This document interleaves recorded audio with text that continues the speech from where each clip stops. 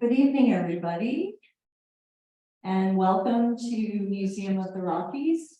My name is Tricia Erickson. I'm Director of Development and Membership, and the museum is very, very pleased to host the Montana World Affairs Council tonight and always. And we're longstanding partners, and there's wonderful alignment between our mission, which is bringing the world to Montana and bringing the Northern Rockies to the world. And so that it's that bringing the world to Montana part where we click together and are really pleased to serve as a venue to bring these distinguished speakers from indeed all around the world. So with that, I'm going to hand you over to the Executive Director of the Montana World Affairs Council, Chris Hislop.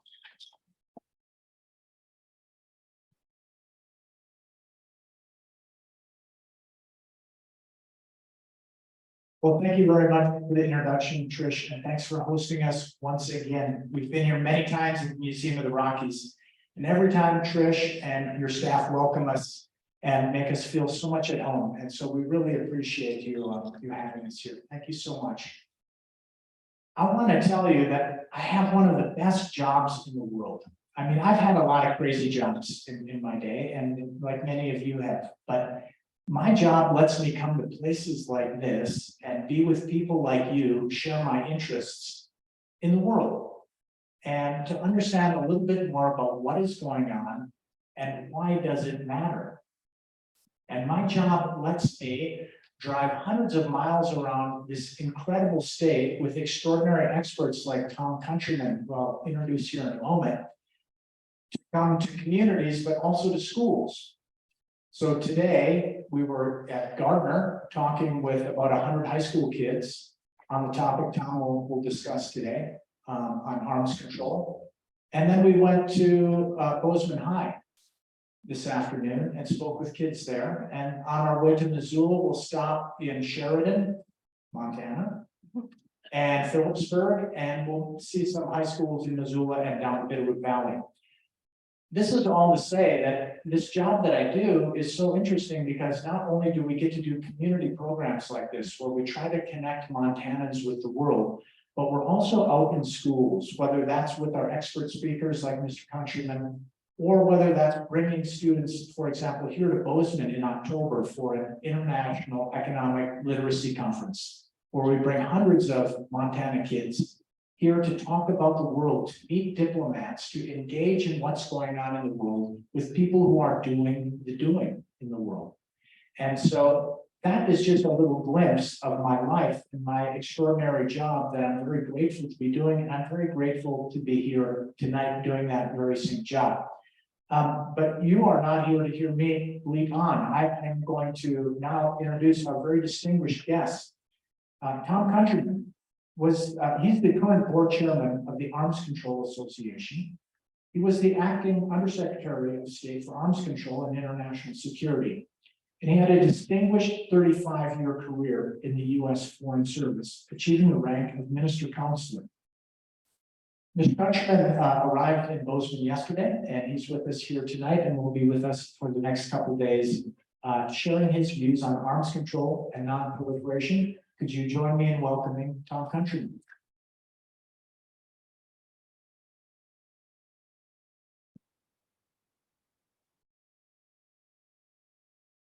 Distinguished is a euphemism for old, but I'll take it. Thank you, Chris, and thank you, Tricia. These two organizations are doing great work, and I'm happy to contribute in a very small way. I was born and raised in Washington State, and every single month I was hiking either the Cascades or the Olympics with the Boy Scouts. So to be back among mountains does my heart so much good. And I'm so grateful for the opportunity. So tonight I'm going to go reasonably fast to talk about where in the world are nuclear weapons today, and why we should continue to talk about them. And to do a little bit of history, I think if we go back, those of you who, like me, were in elementary school in the 1960s will recognize this. It was the precursor of what today are active shooter drills, but at that time, duck and cover if you heard the siren or if you saw a mushroom cloud outside the school window. Obviously, this would have done you no good whatsoever. But it did have the effect of having the American people have a conversation about nuclear weapons. If you would go downtown in the city and see the little black and yellow sign that said fallout shelter this way, you realize that we lived under the threat of a potential nuclear war. And it was reflected in a real debate on television and newspapers. And something that's amazing to me, Reader's Digest, which used to be in every third household in the US, once devoted an entire issue to discussion of nuclear weapons. That's the kind of discussion that kept nuclear weapons at the forefront of the national conversation. And perhaps the peak of that was this: in 1982, the largest political demonstration in US history, the largest gathering of people of any kind in US history, more than 1 million people in Central Park in New York City, to demand that the US and Soviet Union freeze their nuclear arsenals and stop building warheads. And it had an effect.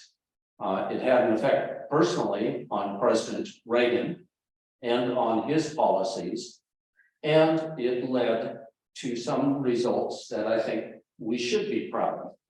You'll see on the blue line, that's the number of nuclear weapons that the US possessed. And it reached a peak of more than 30,000 in the 60s. The Russians, the Soviets, reached a peak of almost 40,000 in the 1980s.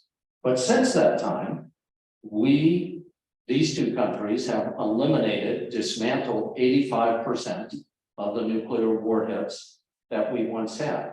We've done it through negotiation. We've done it through rethinking military policies and foreign policies that ran the risk of inadvertent escalation up to nuclear war. So we have made a lot of progress beginning in the 60s, 70s, and especially up until the 90s. A result of this, a result of the end of the Cold War, a result of that moment of illusory United States supremacy over the world, made a lot of us stop thinking and stop debating what is our policy on nuclear weapons. But the reality always remained. There has not been a moment since the 60s when a nuclear war was certain to be avoided. It was always a risk that could break out at any moment.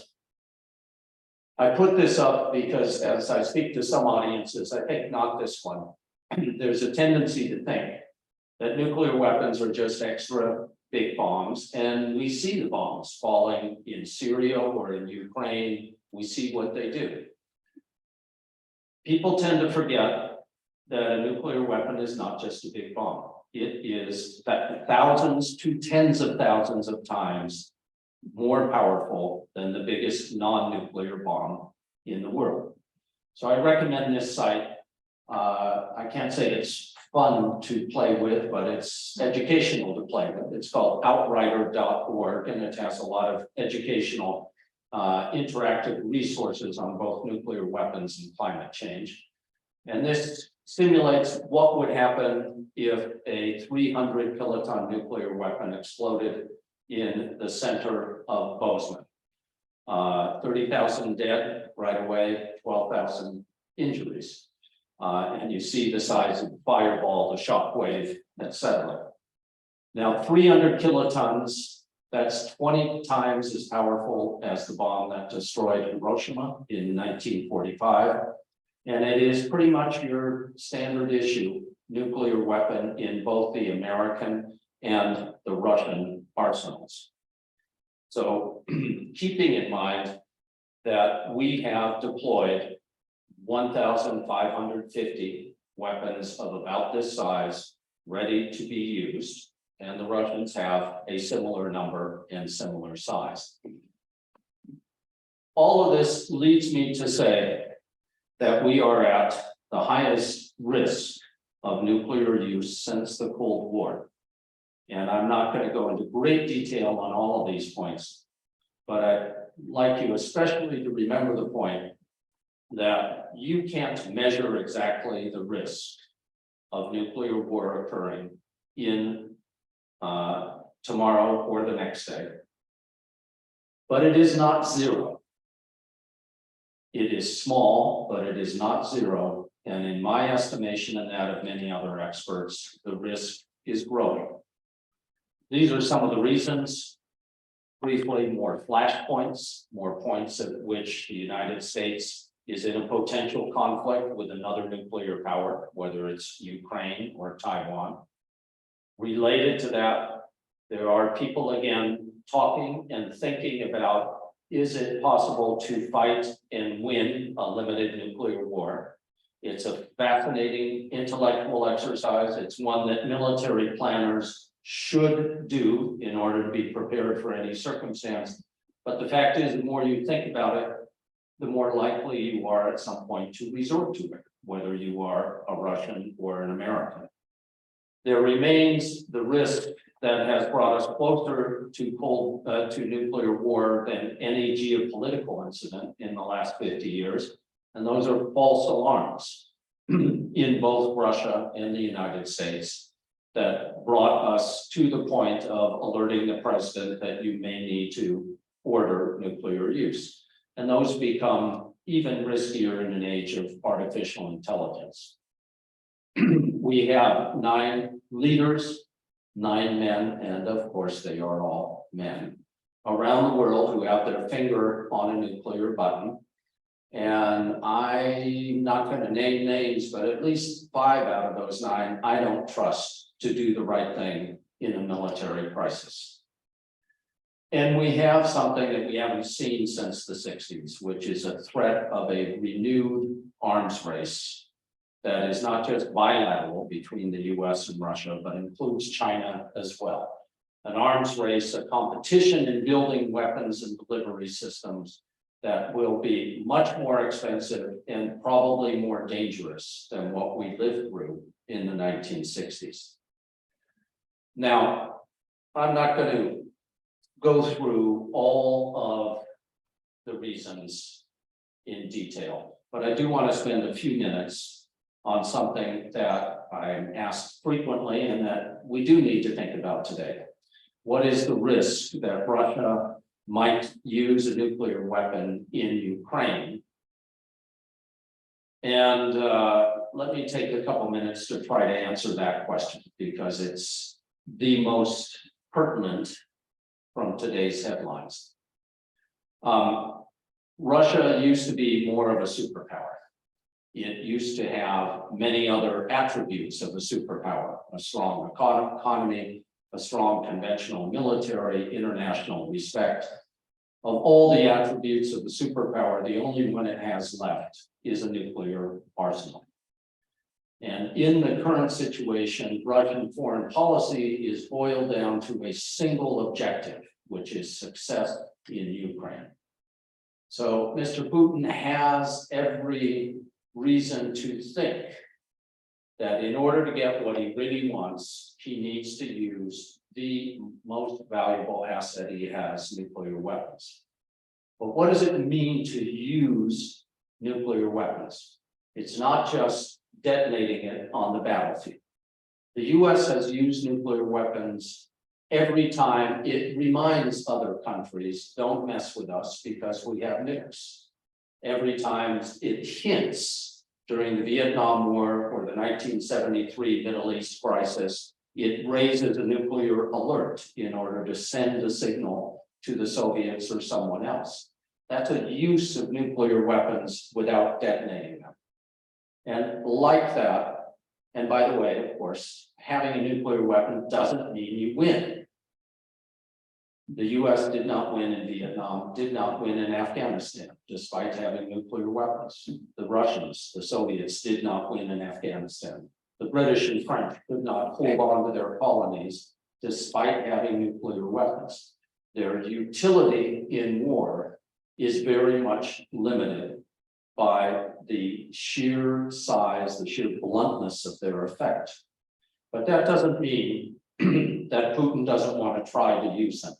And the specific thing he's doing is to talk about his nuclear arsenal as a means to frighten Europeans sufficiently so that European countries and ultimately the United States reduce their support for Ukraine. And he's done it stage by stage. First, a year ago, immediately upon the invasion, reminding us that Russia has nuclear weapons, various statements about we're not afraid to use them if our goals are threatened, withdrawing from the implementation requirements of the New START Treaty, moving nuclear weapons to Belarus, which he hasn't quite done yet. And he still has a few more salami slices, a few more incremental steps he could take short of actually blowing up a weapon. They include, for example, doing an underground test. Neither the US nor the Russians have tested a nuclear device in more than 30 years. And he could go to a demonstration shot of a, quote, small nuclear weapon detonated in an unpopulated area. So he's got more options that I expect we will see. But to actually use a nuclear weapon on the battlefield would be a counterproductive, would bring no military advantage. The fallout would blow east into Russia. He would lose the few friends and neutral countries that he still has around the world. So I don't think he's going to do that. On the other hand, I can't be certain. We have had situations in history before where a leader who believed he was the most brilliant human in the world, infallible, but suffered a humiliating defeat. It's happened. It's never happened before to a leader who possessed nuclear weapons. And how that might cause Mr. Putin to react out of embarrassment, anger, rage, messianic complex, we don't know. So I cannot entirely dismiss the prospect. But as a rational actor, I don't think he's going to go there. The last point, and the point of this slide, is the other problem with Russia today is that Putin has linked arms control to the crisis in Ukraine. And that's new and different. The US and the Soviet Union negotiated arms control agreements even while wars were going on. Even while Russia was supplying the army of North Vietnam who were killing American soldiers, even while the US was supplying Mujahideen in Afghanistan who were killing Soviet soldiers, as long as we were not fighting directly, we behaved like grown-ups and negotiated arms control agreements. For Putin to change those rules and to say now arms control is linked to your support of weapons, supply of weaponry to Ukraine is very different and is dangerous. It is a continuation of a dynamic that has left almost all of these US-Russian agreements no longer to be useful. The most important one left, New START Treaty signed in 2010, is the last one that actually limits the two arsenals, and it will expire in early 2026. And it's hard to be optimistic at the moment about it being renewed or renegotiated. Let me stop about Russia and talk very quickly about the other threats that we face. China has far fewer nuclear warheads than the US and Russia, on the order of 300 some, whereas we each have about 6,000. But China is the only one of the nuclear 5 nuclear weapon states that intends to rapidly grow its arsenal instead of continuing to shrink it. And they may go to 1,000 warheads in the next 10 years. It should be worrisome because it denotes a change in Chinese nuclear policy. They've always said no first use, which means they are promising they will never use nuclear weapons unless they're attacked with nuclear weapons. And 300 is a good number for such a policy. If you have 1,000, it suggests a different, more aggressive, more proactive policy. It doesn't have to be that way. And I believe that if the US and Russia can get back into negotiations, mutual restraint, there is the possibility of the US and China having the same kind of discussions in the near future. But at the moment, it's pretty bleak. At the moment, the US just wants to have with China the same simpler discussions that we had with the Soviets in the 1970s. What are little steps we can take to build confidence, to reduce the risk, to de-escalate from military incidents or accidents? We did that with Moscow 50 years ago. Right now, the Chinese are resisting.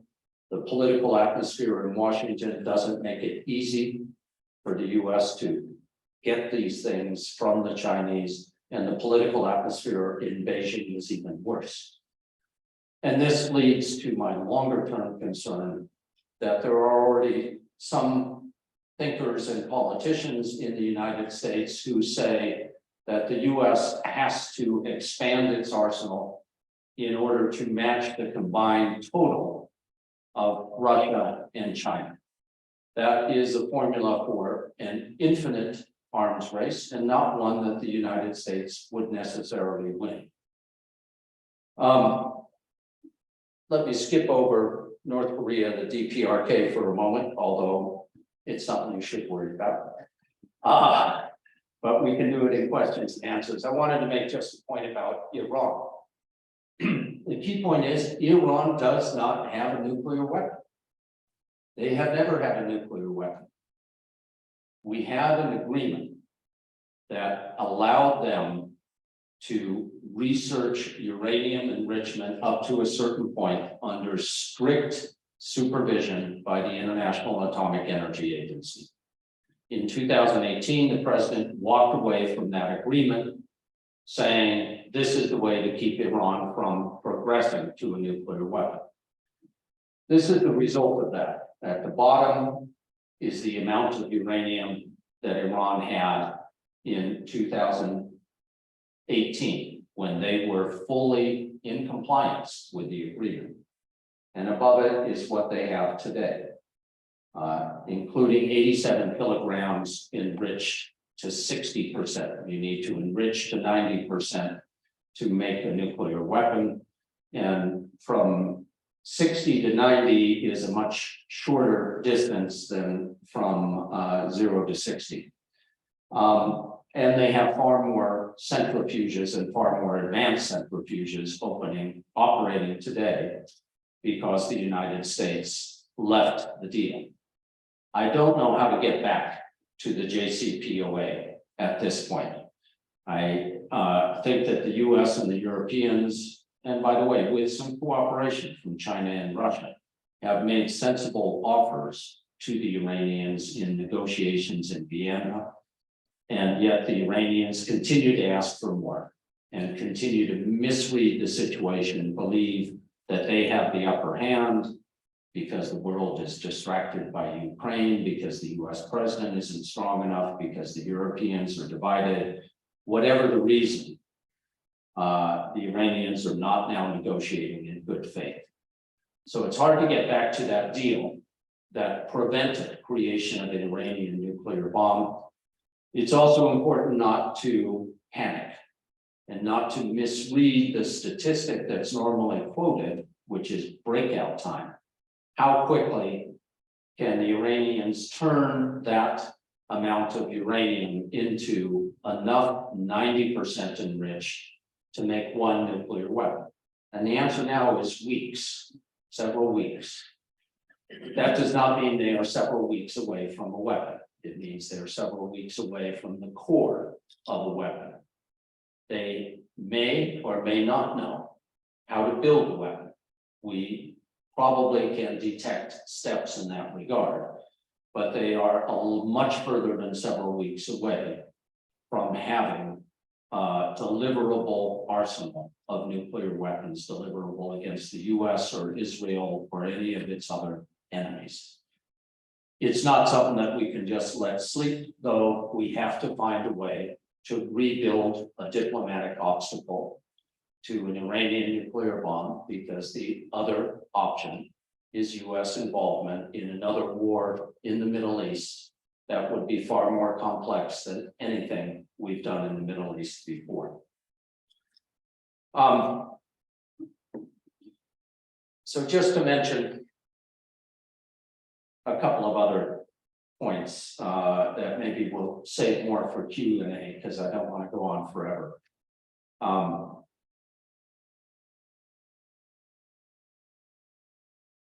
What I want to leave you with is the fact that, with one notable exception, in the last 75 years, every US president has looked at arms control as being part of our national security strategy.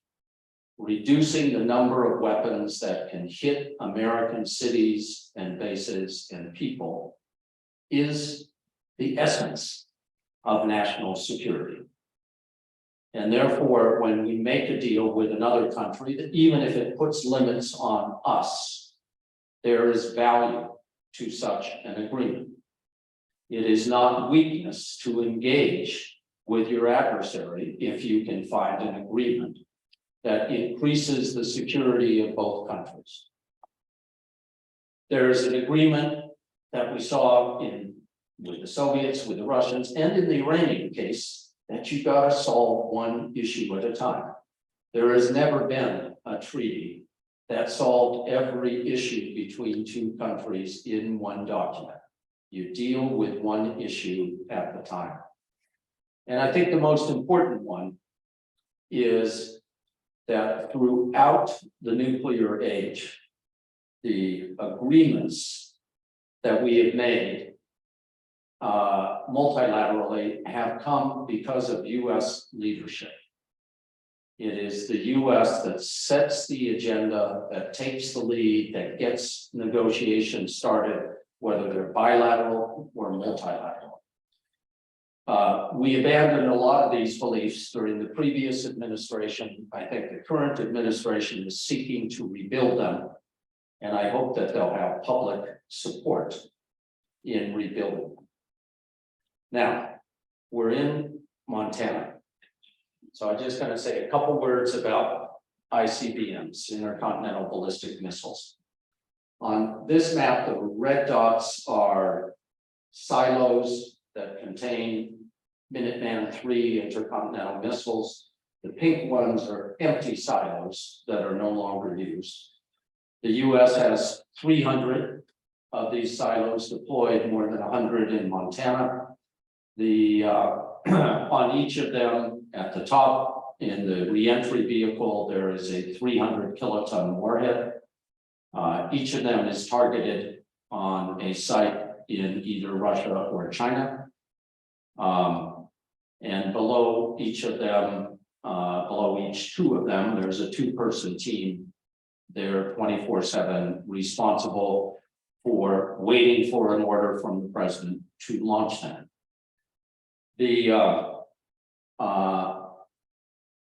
There is now a program beginning that will replace the 40-year-old Minuteman III missiles with something called the ground-based strategic deterrent, or its sexy new name is the Sentinel.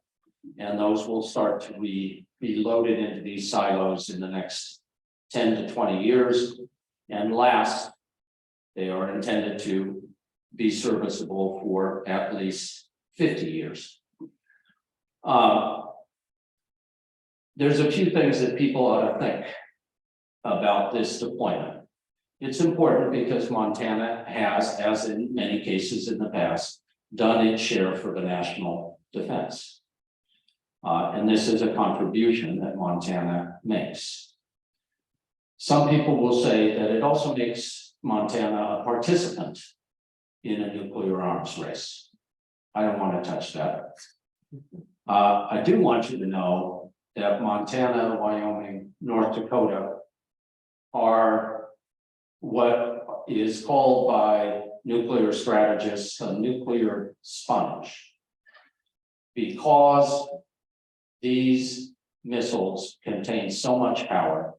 It is assumed that if Russia suddenly wanted to attack the United States in a massive murder-suicide pact, that it would aim at about half of its own missiles at these missile fields. And that means those missiles are not available to be launched on Seattle or Chicago or New York.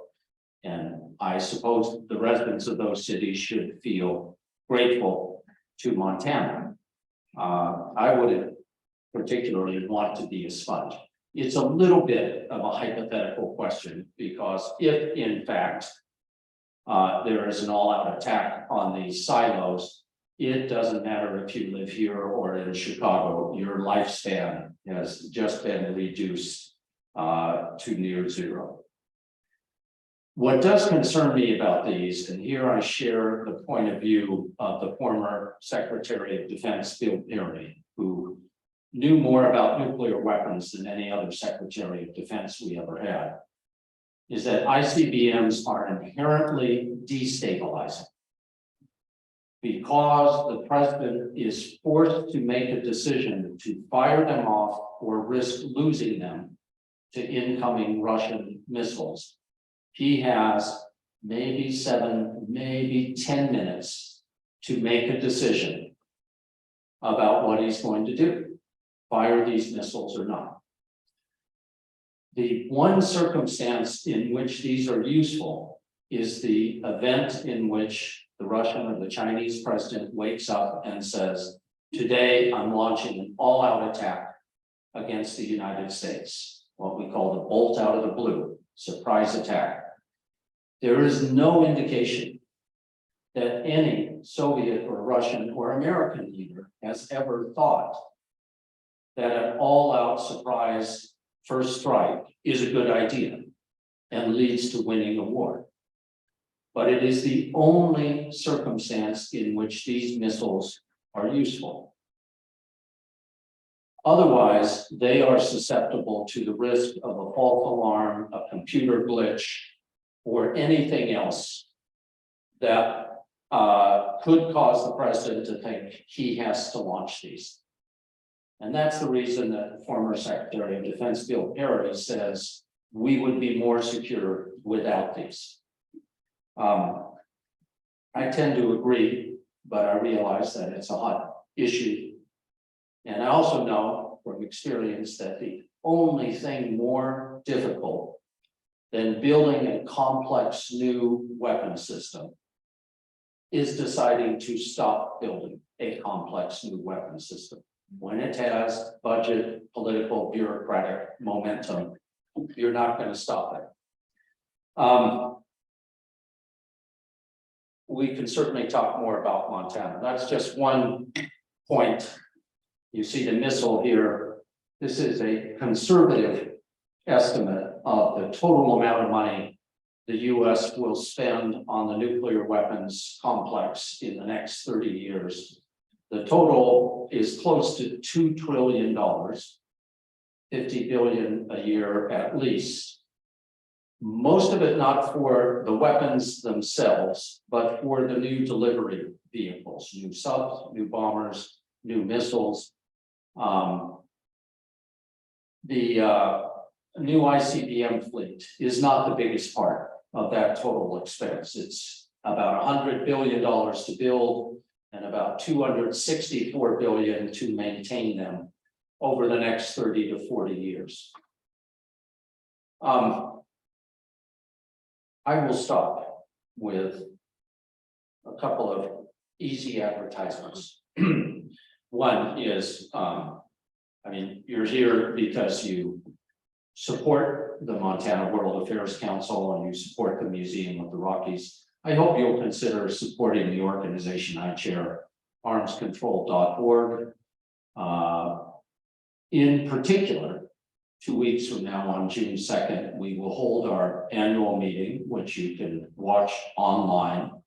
And our opening speaker is the President's National Security Advisor, Jake Sullivan, who's going to give a major address on these topics that we've just discussed. So I hope that you can tune into that. I do recommend all of these websites as places that you can learn more. And this should be our guiding philosophy. We should be doing everything we can to make sure that we avoid the circumstances that could lead to a nuclear war.